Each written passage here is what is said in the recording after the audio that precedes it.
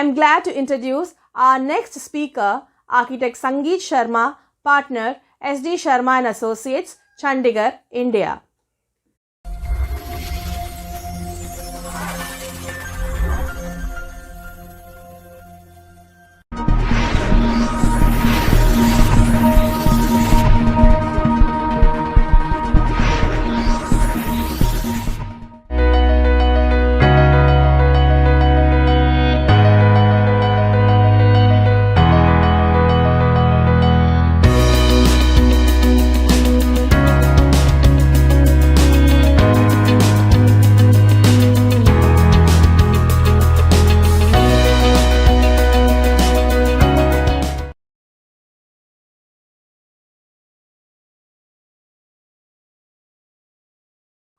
Hello and good morning, everybody. All the esteemed people present as listeners, as friends, fellows, associates, morning. It's indeed an honor and privilege to be on this international conference, ICON 2021, which is organized by SRM School of Architecture and Engineering. I think such conferences is something very unique and mega event, which takes a lot of time, effort, and energy. And I really congratulate SRM for this fantastic feat. And as I said, that it's my pleasure and privilege to be speaking on this occasion. I think we all sitting at our places are seeking knowledge everywhere, and this is the right way to do. And being at one place, we are trying to spread knowledge whatever best we can. Thank you very much, and a good job, Icon 2021. Friends, I'll be speaking on a topic called practical sustainability. I'm Sangeet Sharma. I'm an architect practicing in Chandigarh, the famous city where Corbusier. And so I have something which runs in my blood, and I am from this place. I practice in this place. I've been here for decades. So I am going to speak to you something very relevant as an academician, come practicing architect, come an author. So I've been dabbling in the field of architecture for now 3 decades, and I feel it's time I can share something and take from you a great knowledge. Thank you very much. I'm going to speak to you about the practical sustainability in architecture. Well, I said that I'm a practicing architect in Chandigarh. I follow modernism and cubism as my design parameter. I follow a legacy of Corbusier, because that's with whom my father worked with, architect S.D. Sharma. At the age of 90, he's still working with us. We all work together. So modernism and practical sustainability, it is something which we are grown up with. So this is what I practice. This is what I do. I believe in sustainability that is approachable and not particularly theoretical. And this is what I feel, that sustainability comes with application. And that's where we go wrong. We talk about it, we think about it, we preach about it, but I think it's what the impact of it is when you practice.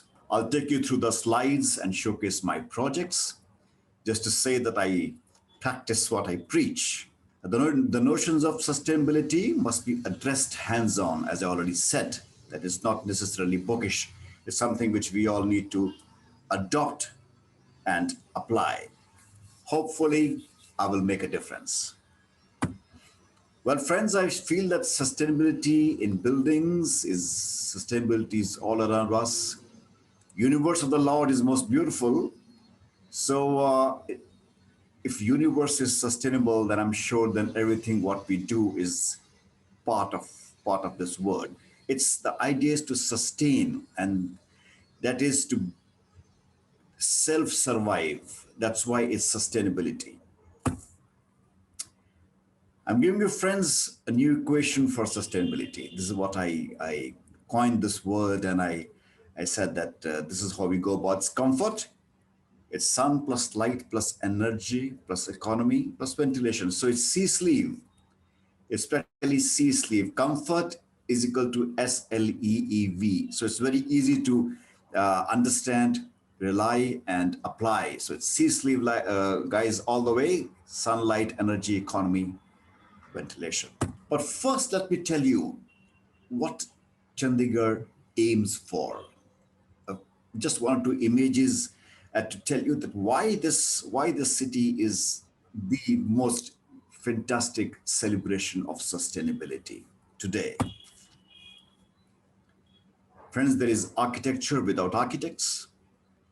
The nest of the birds or the ant hills or the dwellings of living creatures, do they have architects? No, they don't. There are no qualified architects involved, but they are the most beautiful, the most natural habitats ever created by these creatures. So that means the sustainability is inbuilt. That means it's something which we are born with. It's something which we rely on it naturally. And look at this. The body of a building is the expression of all major arts into one. This is what Corbusier said, and this is what we are following.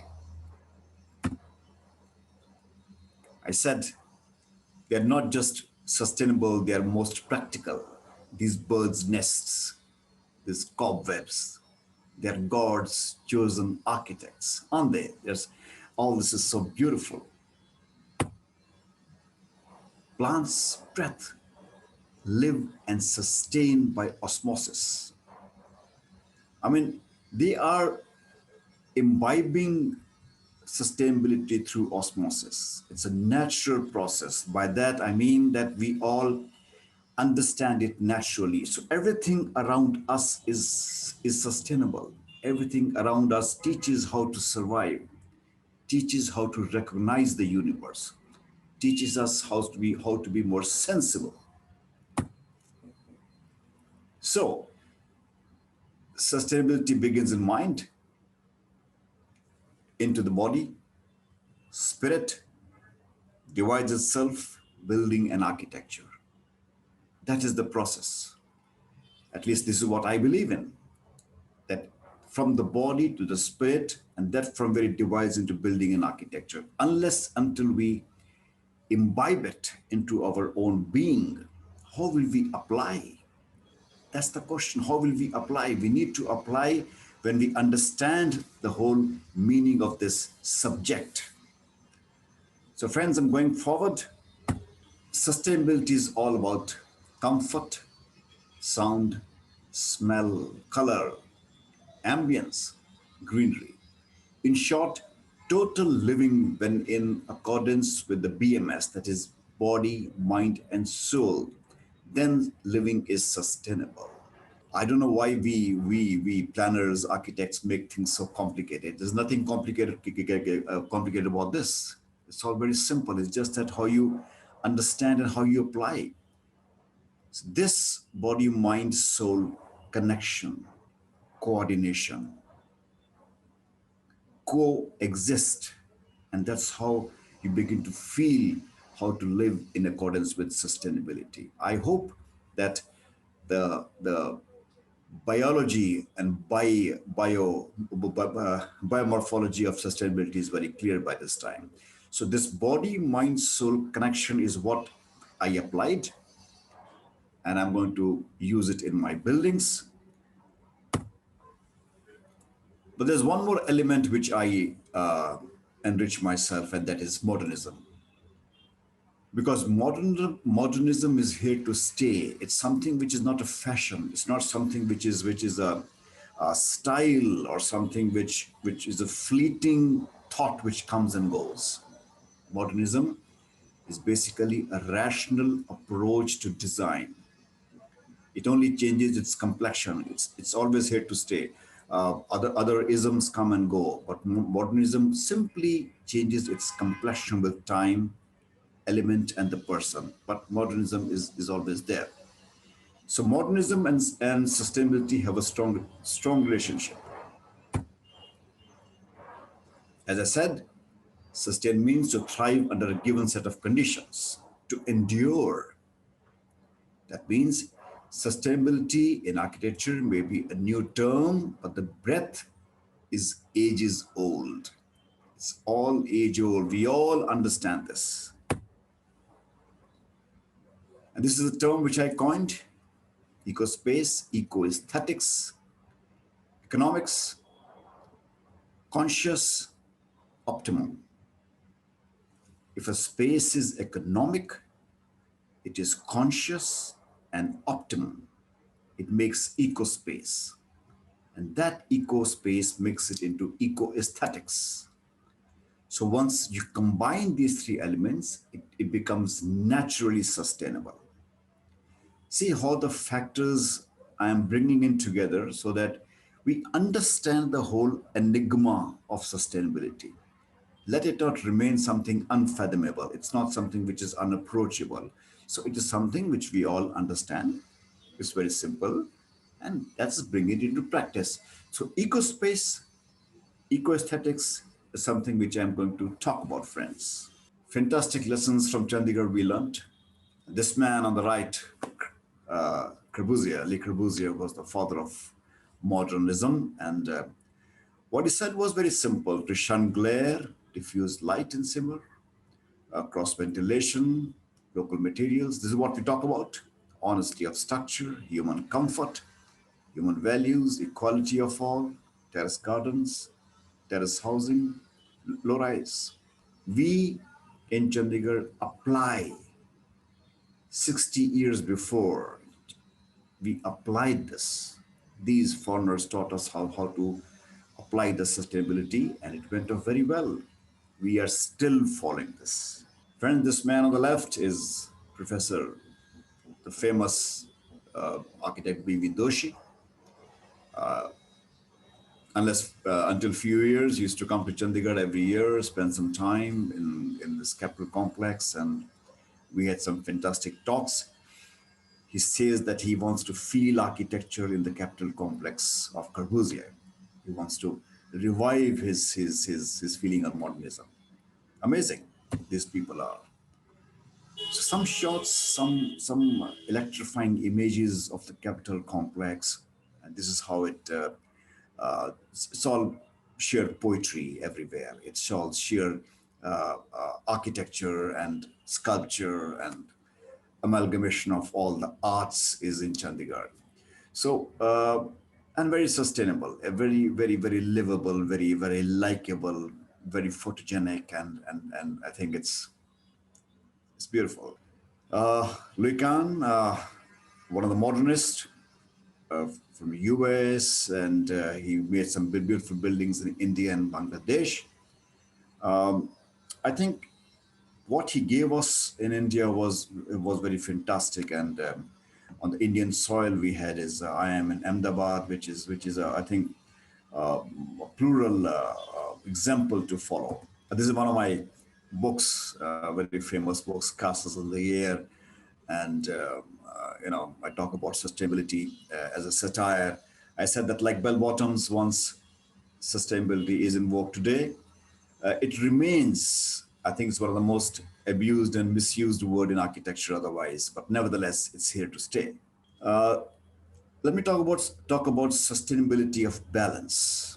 Like this beautiful image by Tadawando. This is church. I really admire this. This is the sustainability of balance in architecture. One of my projects is this Demco Soft.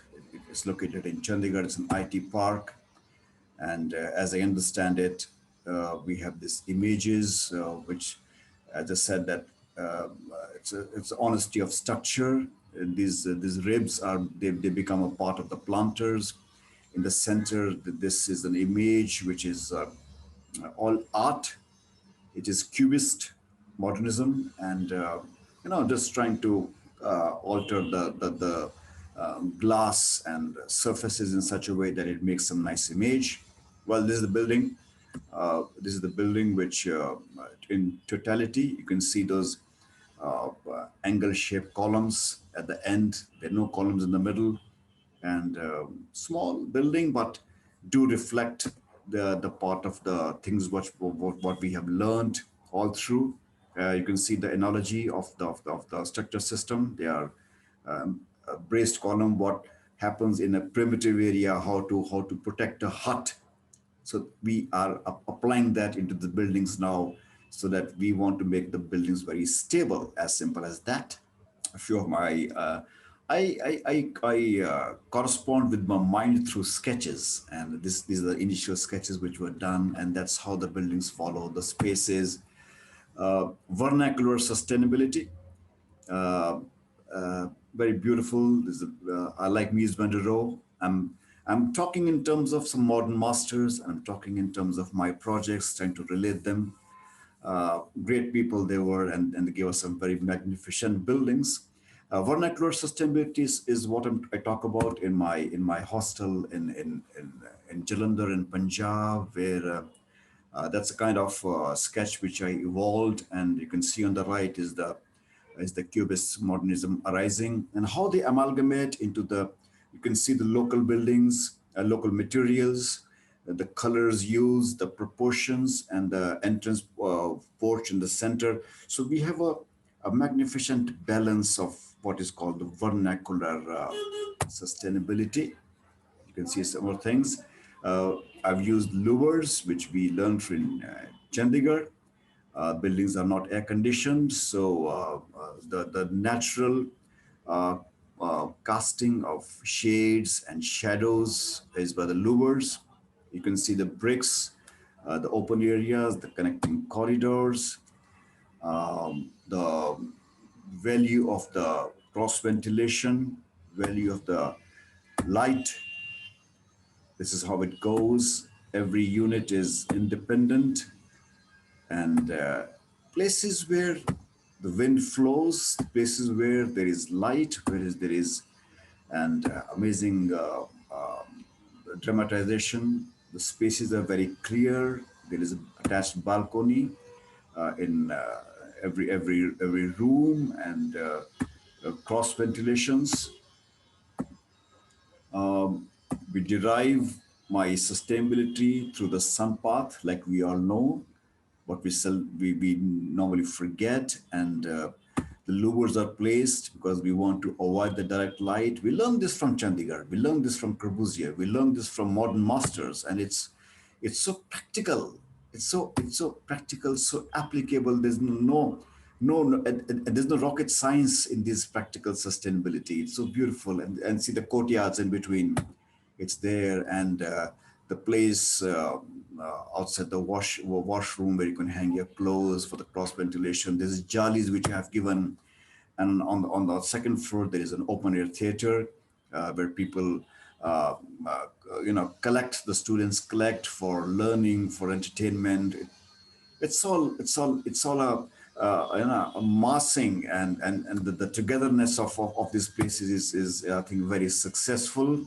And you can see these cross ventilation ducts which are there. These places, friends, in India are non-air conditioned, so I care for the people who live, and I need to give them light and cross ventilation. This is the areas, the beautiful bricks, the natural sag of the bricks. Being in Chandigarh, I have some projects in deep South India. This is in Coimbatore. Symmetrics and sustainability. Well, friends, Frank Wright, we know he's one of the best. So this PhD Institute of Applied Science is something which I made because the climate in Coimbatore is very pleasant. It's not humid like Chennai, and so the blocking was placed in such a way that there is a cross ventilation. We studied the climatology, and this is the kind of derivation that I had to develop in such a way that there is enough light, but what is important was the cross ventilation, because there is so much of beautiful breeze, and see these double height, triple height spaces, and the places and the spaces in between the blocks where the beautiful breeze flows, and the courtyards. That's the kind of spaces which I created. A lot of water. So there is an application. There is an understanding of the subject, there's an understanding of the climate, and there's an application. Normally, we architects tend to go wrong in application. That's why my title is practical sustainability. You can see this, friends, that the linkages, it's also beautiful. And so once you enter, these double height, triple height columns are there. It opens your vista, it opens your mind, your vision, and you see this. It's all there. I mean, and the beautiful landscaping, the beautiful collection of the plants goes very well with the architecture, and the form, the geometry of the form, and the materials to be used here are very collective. They are. We did not aim for any griha initially, but then this project won the exemplary award in passive architecture 2018. So that's how it was, and we feel very proud. Brutalist sustainability is something which I coined this word because when there is something which is robust, when there is something which is which has a strong presence, is brutalist sustainability. Friends, this is Loigan. This is one of my projects in Jammu, and please don't forget brutalist sustainability. That means there is a sustainability in the form of brutalism, by which I mean to say that this is like, for example, this is a examination building. So it is a rather introvert architecture where you're sitting there and giving your examinations. So my students inside must not be disturbed. So the robustness of the building is such that it doesn't disturb you, but it gives you an element of presence in such a way that yes, it's reckoning, it is inviting, it is beautiful, and it has got these lures again, and natural shadows are very welcome. And this gray color is something which I enjoyed putting this here. One of the elevations, and the flying bird is on the hind side. So there's an honesty of structure. You can see how the different forms are blending together to make into a building which is rather very form oriented. A dash of color. Why should students not feel excited when they come for examinations? But they're already tense, they're already very stressed. So there's a dash of color in the inside, and this is like this. Basically, a very simple building. Lots of colors combinations which play. So the robustness is, so the sustainability is visual, is the robustness in this. Well, friends, this is one more image. You can see this. A lot of things I can say about it, but we have time constraints, and well, sustainability is the ability first to keep the senses on hold. Passive solar concepts are most important, then dependence on technology. So one of the highlights of my sustainability is this particular phrase, that dependence on technology must be bare minimum, and rest is on our passive solar design, which we need to do, and we always do this. Contextual sustainability. One of my projects up in the hills in Solon, is an auditorium.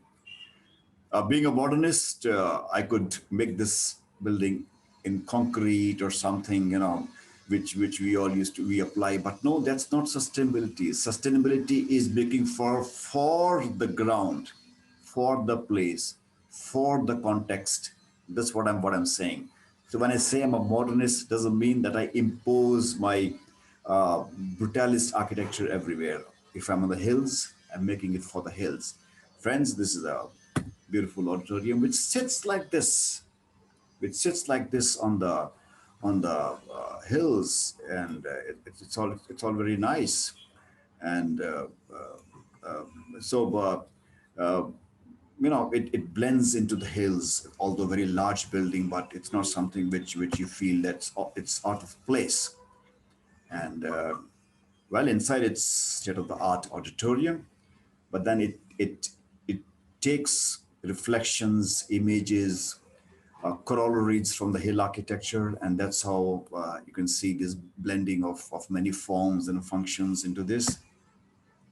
One of the shots, and this is what I'm trying to say is when you build for the land, your architecture must blend with the land, and this is where I went wrong at a few places. I learned the hard way. So the light which is going up when you ascend a building, you are ascending into a space, a different space, one floor to other floor, and how the light attracts, how the you're captured by the different diffused light. It's so amazing. It's so beautiful when we plan in such a way, like these ramps we can see. Sustainability of preservation. Uh, Learned a lot from Neutra, and the way this is a natural history museum which I designed in Jammu University, and it's something which was um, unique. This is a unique project which doesn't come to an architect very normally. So, making a museum for the natural habitat, and so I had to make it sustainable because we don't want direct light to go onto the relics. So there's a corridor. There's a corridor like this. You enter into the corridor, then enter into the main space areas where the skeletons are kept. So you are making a sustainable building, which is you know which is taking care of the main part of the museum, and it's not something which is simply a form dominant building. So here the sustainability was different to protect the skeletons of the elephant, which was a part of this museum. So how would this be? It would make some sketches, and I decided that it should be something which is quite realistic, which should show that it is what is made for. So the structure system was such that the building looked like building what it is made for. It was made for the museum, and even the structure was something very beautiful, ribbed architecture. You see from the front this nice little volumetric space with an inviting entrance, and well, this was a bird's eye. Did not intend like that, but I think the subconscious mind was thinking and preparing myself for this. So the whole of the geological world entered into the mind and design, and how this emerged very beautifully. This is the kind of the skeleton, the relics in the center, and how it is lit from the top without disturbing the glare, without disturbing uh, chemical form. And so this is it's the flying bird. It's the flying bird which inspired me into making this. So the sustainability lies in its effect to respect the building typology. So the typology of the building was brought out into the element, into the look and feel of the building, besides other sustainable techniques to protect the inside. So very complicated design, and but I'm happy this came out very well. Um, Mondrian in sustainability. Now, why do I say Mondrian? Because he was also an beautiful artist at that time when modernism was alive and kicking at the time, and Le Corbusier was highly influenced by Piet Mondrian, who did use a lot of colors in his colors and golden section. So they go hand in hand. This is what we learned: colors and golden section. And that's what my architecture also likes to profess and likes to practice. One of the very interesting projects in Punjab area is this library in for done for the Punjab police friends.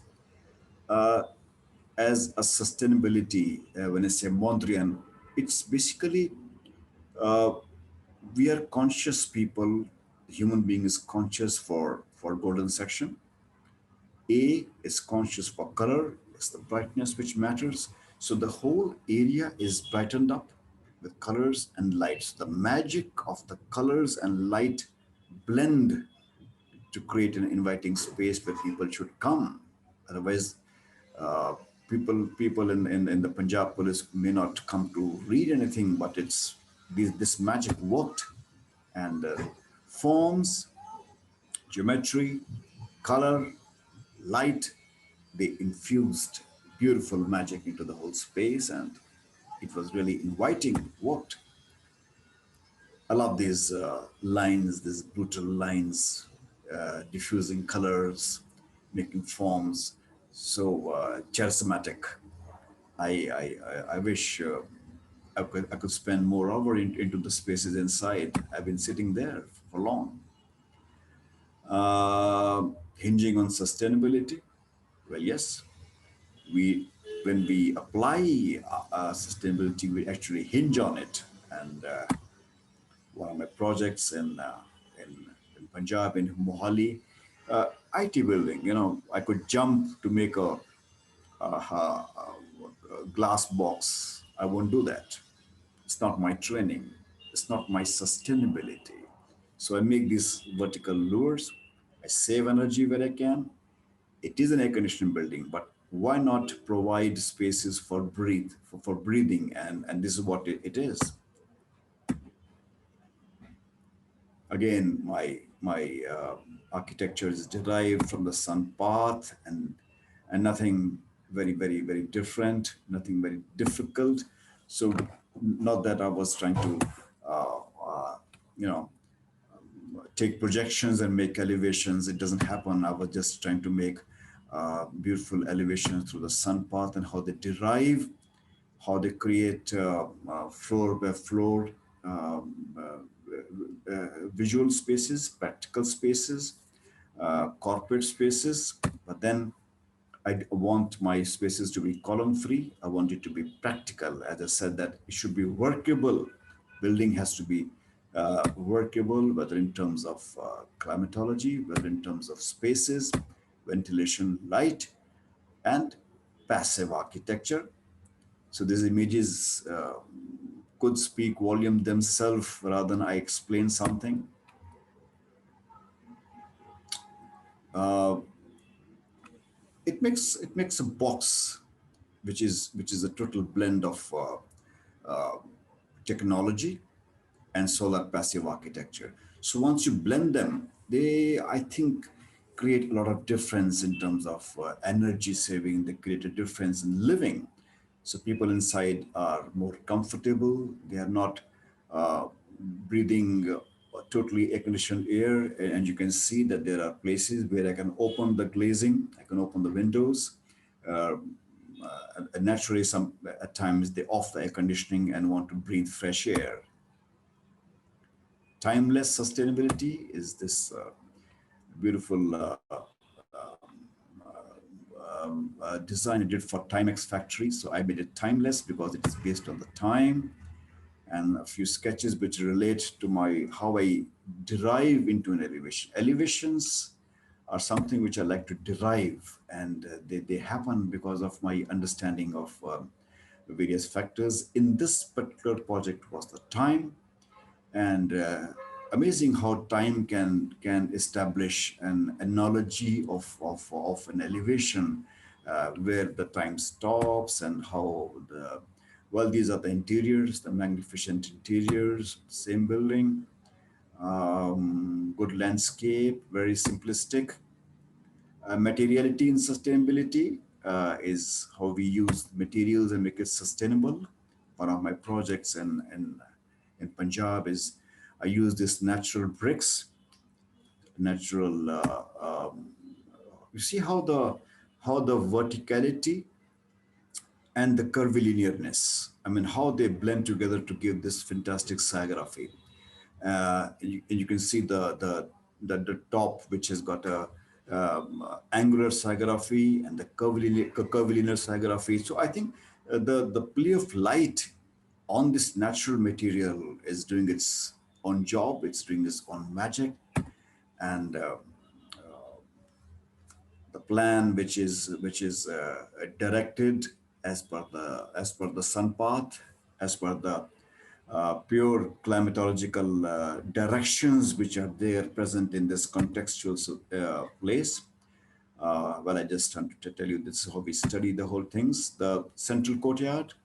In India, I think the central courtyard is very elementary. We are doing it since ages. We still want to use it because the microclimate inside the courtyard is very effective, and how the cool breeze, it moves from one built form to the center into the courtyard, then goes back to the form. It's a beautiful play, but in architecture, we need to devise methodology how to go about. So this project was very successful and won a lot of awards for this small practical sustainability, which I tried to invent and do. Again, you can see the my style of architecture, which is cubist, which is Mondrian, which is brutalist, local materials, which we talk about today. We've been doing it since a lot of ages in Chandigarh. This is what we learned. All of Chandigarh is in this natural material brickwork. The elements of sustainability using natural light. It's a workshop, but you can see the brutalist elements in this. Uh, at the end of it, I would say that we need to make beautiful building friends. Aesthetics is also a sustainable value and it's a requirement. So we tend to forget this aesthetics. We get into the mathematics of sustainability. We don't need to do that. I don't do that. Assemblage and sustainability is very interesting. This is the Bamboo Museum. Um, uh, well, these are some of my books which I have written over times, and they were one of the they have been happening as a cult books because very few architects write. And as I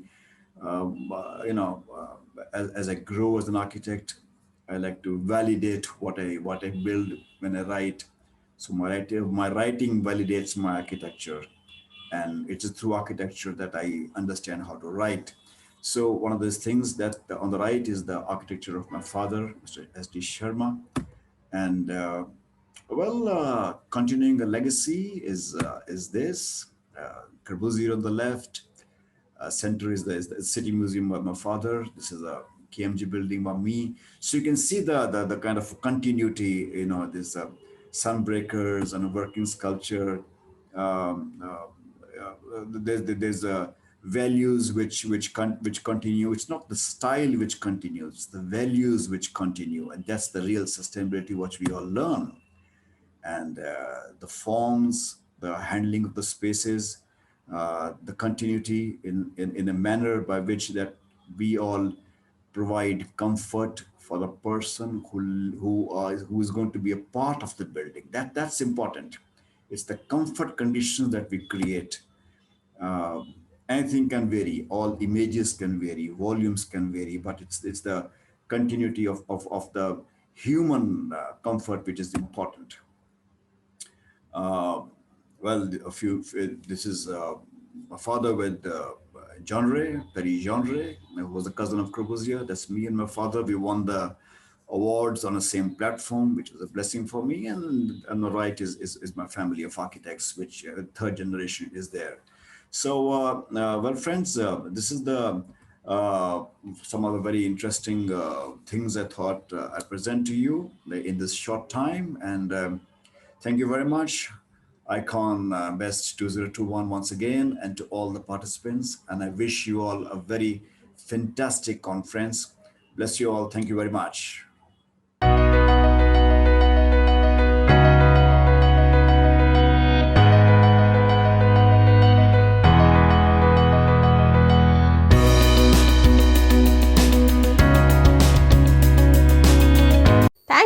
architect Sangeet Sharma, for sharing your expertise with us today. We will now move on to a short sponsor break. Ultratech Decor, concrete for durable aesthetic landscapes. Ultratech Decor is a patterned or imprinted concrete available in variety of shades and patterns. Benefits to the end consumer. First, available in unlimited designs, textures, patterns and colors. Thus, the customer has a variety to choose from. Second, since the product is integrated with concrete itself, the life is about 3 to 5 times longer than the traditional solutions like pavers and tiles. Third, low maintenance cost as repeated repairs are not required. Fourth, it is manufactured by using UV-resistant color hardener, which retains the true shades of the color for long. Fifth, along with good appearance, the product also gives skid and abrasion resistance, thus useful for application in areas of high traffic or areas where kids, elders, patients access frequently. Sixth, faster work as it enables speedy construction. Benefits to the applicator and technical influencer. First, enables speedy construction, so applicators can finish faster and take other projects. Second, low after-sales service as it has monolithic, which do not allow grass to grow through gaps. Third, contractor need not worry about performance as it is manufactured by using UV-resistant color. Let's learn about its application process. The concrete shall be laid on a properly prepared non-porous surface. Ultratech Decor is delivered to sites in transit mixers of 5 to 6 cubic meter capacity. At site, after laying and leveling of concrete on the required floors, the designated Ultratech applicators sprinkle color hardeners on top of the wet concrete surface. After sprinkling of hardeners, the concrete surface is troweled to ensure uniform monolithic coloring of the floors. Thereafter, the concrete surface is imprinted as per selected design using stamping mats. After hardening of concrete, joint cutting. At appropriate interval after hardening of concrete, joints are cut at designated distances, and sealing is done to ensure crack-free and properly protected aesthetic Ultratech Decor. Ultratech FireSafe helps in passive fire protection with its carefully chosen mixed constituents which can withstand high elevated temperatures. Central Building Research Institute CBRI Roorkee has certified Ultratech FireSafe with 2 hours fire rating to the system when tested in accordance with IS 3809 1970, reaffirmed 2002. Benefits to the end customer. First, low use of energy as concrete does not require mechanical vibrator, thus it saves cost. Second, it has excellent insulating from electrical, HT, and LT cable. Duct sand gives extra life to the structure. Third, since it is lightweight, it results in considerable saving from the footings through the structural steel. Fourth, it helps in controlling the fire spread and its effect by providing sufficient fire resistance to prevent loss of structural stability within the prescribed time period of 2 hours or more. Thus, it gives enough time for the customer to evacuate and call for help in case of fire. Benefits to the applicator and technical influencer. First, Ultratech FireSafe concrete can be applied over a variety of bases, allowing architects and engineers ample flexibility in their design criteria. Second, this concrete is used for fire insulation of multiple products such as electrical, HT, and LT cable ducts. Third, the application process is easy since it's a ready-to-use and easy-to-place product. Fourth, it is easily portable due to 40% lighter than normal concrete. Ultratech FireSafe is a vermiculite-based concrete designed for passive fire protection. It is delivered at site in the form of wet mix in buckets.